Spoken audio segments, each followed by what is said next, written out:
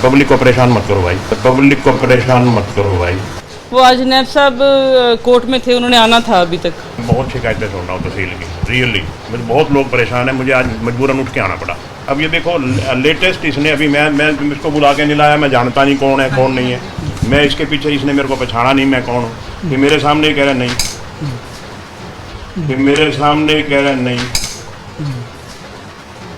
साहब ये हफ्ते का समझ नहीं आ रहा है, बम्बई में लोग हफ्ता लिया करते हैं, ये यहाँ पे कैसे हफ्ते बने हुए हैं? एक तहसीलदार का हफ्ता, एक नायब तहसीलदार का हफ्ता, ये हफ्ता क्या चीज़? नमस्कार, एक मत पोस्ट में आपका स्वागत है। मैं हूं सर्वेश कुकरा। इस वक्त हांसी की तहसील में हूँ। शिकायतें मिल रही थी कि यहाँ पर भ्रष्टाचार खूब है, चरम पर है, दलाल यहाँ पर घूमते हैं, बिना दलाल के बिना दलाली के कोई काम नहीं होता। शिकायत हांसी के विधायक विनोद बैणा को मिली और इस वक्त विनोद बैणा यहाँ पर पहुँचे हुए हैं। खास करके रजिस्ट्रियों में जो पैसा दिया जा रहा था उसको लेके बहुत शिकायतें थी। आपको सीधी तस्वीरें दिखाते हैं कि इस वक्त हो क्या रहा है तहसील में।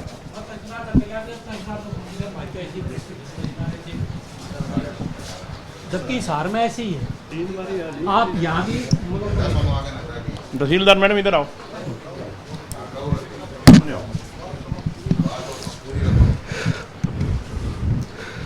हांसी तहसील में आप सीधी देख सकते हैं विनोद बैणा की रेड है एक तरह से।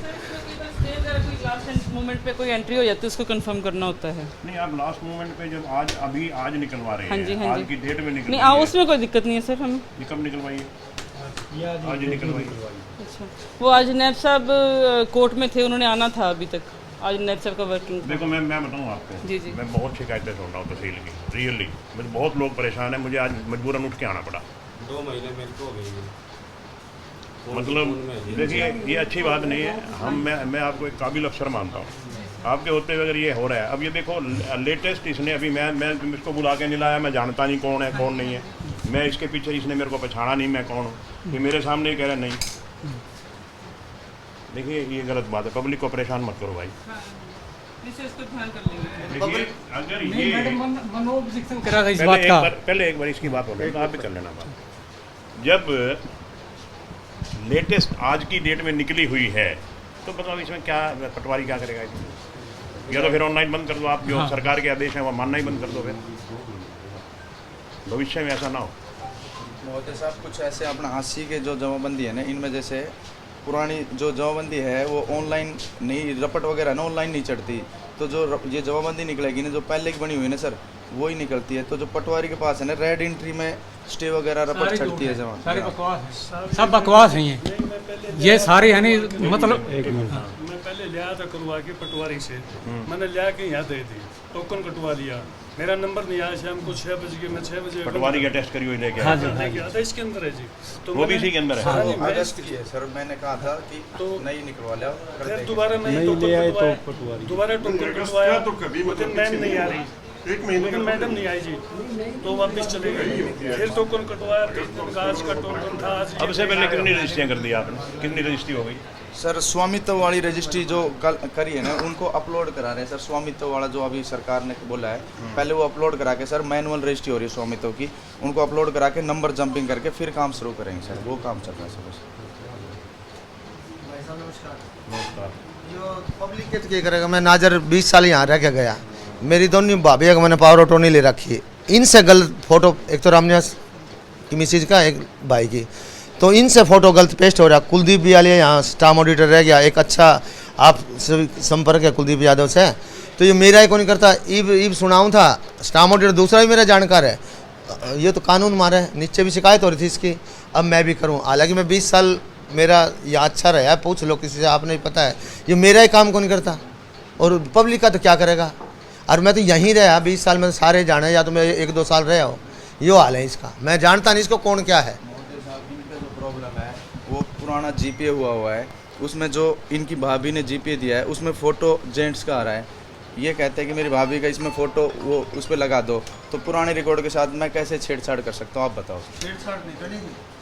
आप उसका जीपीए कैंसिल करा के दूसरा करा लो सर, मैं कर दूंगा सर। अब ये वो चाहते हैं कि भाई उस पर ही फ़ोटो चेंज कर दो जी, मैं पुराना 2018-19 का कैसे कर दूँगा? आप बताओ। हो सकता है जी, मैं बताऊंगा आपको, हो सकता है कोई मैं गलत काम करा रहा हूं मैं ऐसा है, आप सुनो, चलो ये बात तो डिटेल में कर लेंगे आप। मतलब खाम में किसी को डिले मत करो। नहीं, बहुत शिकायत है तहसील की। मैं ऐसे थोड़ी आया हूँ, मैं आज तक नहीं आया तहसील में। कभी आया हूँ, आपने देखा मेरे कभी तहसील में? बहुत शिकायत है, बहुत ज़्यादा शिकायत है। बस मैडम आप भी सुन रहे हैं और ये भी सुन रहे हैं। भविष्य में देखिए नहीं सर, हम इसे और ये सब कुछ जो काम है पब्लिक का वो डिले मत करो, थोड़ी तौर पे काम करो। एक काम तो करवा के जाओ जी, जो ये फर्ज देते हैं ना ऑनलाइन, उनको पर जो फर्ज देना वो साइन करे। पटवारी के धक्के खाने पड़ते हैं बार बार। हिसार में भी है। आप बताओ ना, एक मिनट सुनो मैडम, आप बताओ, जब सीएमसी सेंटर से हम लेते हैं फर्द, क्या वो ऑनलाइन वैलिड नहीं है? क्या ऑनलाइन वैलिड है सर? इन केस लास्ट में, क्योंकि यहाँ पे स्टे बहुत आ रहे हैं, तो वो बस एक स्टे की हमने वेरीफाई करना है। करंट में कोई जो गैप है 5-10 दिनों का, उसके अंदर कोई आज की एक सेकंड सुनो। नहीं, मैं एक बात, एक मिनट यार, आप बात सुनो। मैं ये पूछ रहा हूँ, जो स्टे हो गया और पटवारी ने चढ़ा दिया, वो क्या ऑनलाइन हो जाता है ना साथ के साथ? तो साथ के साथ नहीं सर, कई बार वो यहाँ रिपोर्ट देने में और ऑपरेटर को चढ़ाने में थोड़ा अगर 1-2 दिन का गैप आ जाए तो हाँ जी, 1-2 दिन का ही गैप आ सकता है। तो उसमें इतना डिले करने की तो कोई जरूरत ही नहीं है। असल में तो ये श्योर करो कि आज स्टे हुआ है तो आज ही ऑनलाइन चढ़ जाना चाहिए, ताकि कोई किसी किस्म की गलती ना हो। और ये भविष्य में देखिए, अगर आप ये कहेंगे, अब मैं परसों कल फ़ोन कर रहा था इसको कि कमेटी ने लिख के दे दिया, ये हमारे लाल लोरे के अंदर है, ये कहता है जी पटवारी से और लिखवा के लाओ। नगर परिषद का हालात कमेटी ने लिख के, नगर परिषद ने लिख के दे दिया कि लाल लोरे के अंदर है, कहता है जी पटवारी से और पटवारी की लिखने की क्या जरूरत पड़ गई? नगर परिषद कोई ऐसे थोड़ी लिख देगी। तो मतलब ऐसे खाम में जनता को परेशान मत करो। जो वाजिब काम है वो वाजिब करो। ऐसे नहीं कि लोग ऐसे लाइन में खड़े रहें सवेरे से लेकर शाम तक वापस आ जाएं, कोई काम ही नहीं हुआ। नहीं ठीक है सर, भविष्य में ऐसा नहीं होना चाहिए। ना सर, इसको ठीक करेंगे। हाँ, क्या है वो मैडम उसका कह रहा, बताओ उसको साइन करो लेकिन नहीं। तेरे लिए अलग नहीं कहा, कोई भी अगर डिले करेगा नहीं, मैं डीसी का मैं जरूर लिख के दे के आऊंगा डीसी के। मैम एक मिनट, आप ये बताओ, इसका 1/4 जब हिसार में इस प्रकार की प्रैक्टिस हो तो यहाँ क्यों नहीं? आप देख सकते हैं यहाँ पर हंसी के विधायक विनोद भ्याना पूरी तलखी, क्योंकि शिकायतें बार बार मिल रही थी हंसी तहसील की।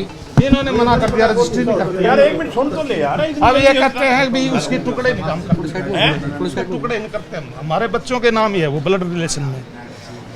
एक इनके ब्लड रिलेशन में है, बच्चों के नाम है नहीं, 2 भाइयों के नाम है। प्लाट हमारा, मकान बने हुए हैं, सबको हमने बांट के दे दी, तू इसमें रह, तू इसमें रह। ठीक है। 2 दुकानें हैं उसमें, टैक्स हमने सारा उसका भर दिया है। अब ये कहते भी एक एनडीसी 302 गज की, तो हम उसमें टुकड़े क्यों करें? लेकिन हमने बच्चों को दे दी जगह। अब वो कहते भी हमारा हिस्सा अलग करवाओ। सीओ ने ये कहा, नगर परिषद ने अलग अलग रजिस्ट्री करा के ले तहसील में, बताओ कहाँ जाए हम? नहीं, इनका 300 गज का प्लाट है, इन्होंने 2 बच्चों को बांट के दे दिया और दोनों के अलग अलग नाम करना, इसमें दिक्कत क्या है? अब ये कह रहे हैं जी हम इसे टुकड़े नहीं करेंगे। केस है, इसका भी यही केस है। मैडम मैं सर मैंने अंदर फौजी से बात की है, एनडीसी भाषा कहाँ से लाऊंगे? जैसे एनडीसी एक है 300 गज की, तो अगर करना चाहे तो मेरे को कोई आपत्ति नहीं है। जैसे अपने हिसार में हुआ था, तहसीलदार मैडम ने नहीं किया था, जोगीराम विधायक साहब की मैडम की ऐसे ही टुकड़े में तब्दील थी, वो इसी तरह ये है। फिर हुआ ना, वो हुई ना, फिर वो ये सारे हुआ तो फिर यार रूल का फॉलो करो यार। जब आप खुद ही बता रहे हो कि जोगीराम का नहीं हुआ था, तो फिर तो उसको तहसीलदार मैडम को सुननी पड़ी और हुआ, तो उसी रूल को फॉलो करो ना यार, जो सरकार ने आदेश दिया है। ऐसे नहीं यार, ऐसे मत करो। देखो मैं आपको साफ बता रहा हूँ, पब्लिक को खाम में तंग मत करो। जनता बहुत परेशान है। किसी को तंग नहीं करते विधायक साहब, कभी भी नहीं किया आज तक भी। ये अब ये है, ये अगर रजिस्ट्री करवा रहा है, ये अपने बच्चों के नाम करवा रहा है, मेरे को बताओ ना समस्या क्या है?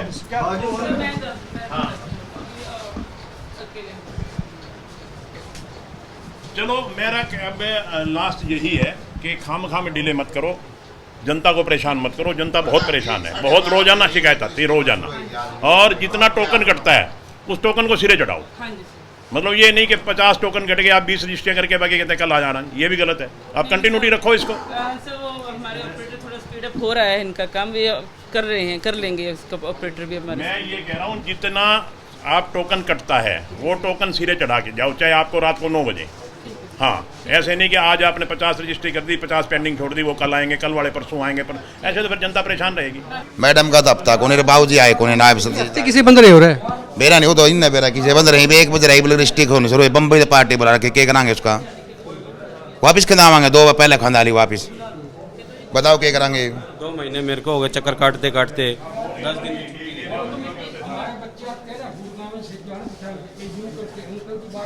अरे एक बार एसडीएम साहब